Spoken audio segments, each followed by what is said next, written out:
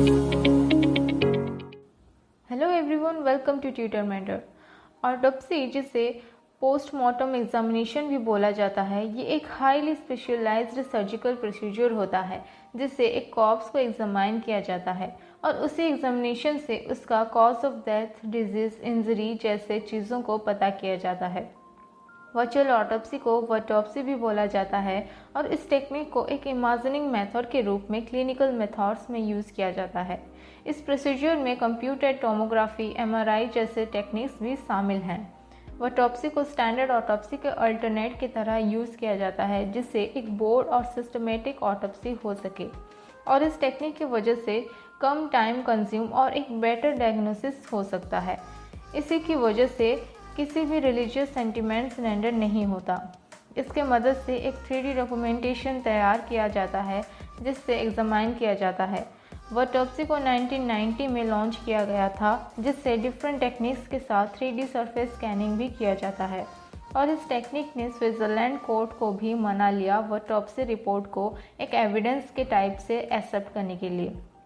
Autopsy को लेके पिछले कुछ सालों में बहुत ही ज़्यादा कंट्रोवर्सी क्रिएट हो रहे हैं और वर्टॉप्सी से फॉरेंसिक क्वेश्चंस को विदाउट एनी ऑटोप्सी भी क्लियर किया जा सकता है। वर्टॉप्सी की मदद से पोस्टमार्टम एंजियोग्राफी को vascular bed, image guided tissue, fluid sampling, toxicology और माइक्रोबायोलॉजिकल एग्जामिनेशन को इलस्ट्रेट किया जाता है। वर्टॉप्सी को असॉल्ट, पैटेंट, इंजरी से सफर्ड लिविंग विक्टिम के ऊपर भी यूज़ किया जा सकता है। इस प्रोसीजर से इतना पॉसिबिलिटी है कि एक एक्सपर्ट के फाइंडिंग्स को दूसरे एक्सपर्ट इजीली रीएसेस कर सकते हैं और ये टेक्निक इतना इफेक्टिव है कि किसी ब्यूरल क्रिमेशन लिविंग विक्टिम के इंजरी को हील करने में और कोर्ट में काफ़ी बेनिफिट्स दे सकते हैं। हाल ही में कई सालों बाद इंडिया में वर्टॉप्सी को परफॉर्म किया गया। इंडिया के उत्तर प्रदेश एक्टर, कॉमेडियन और पॉलिटिशियन राजू श्रीवास्तव का डेथ हो गया जब वो अपने ट्रेडमिल पे दौड़ रहे थे। तब उनको एक मैसिव कार्डियक अरेस्ट आया और उनका देहांत हो गया।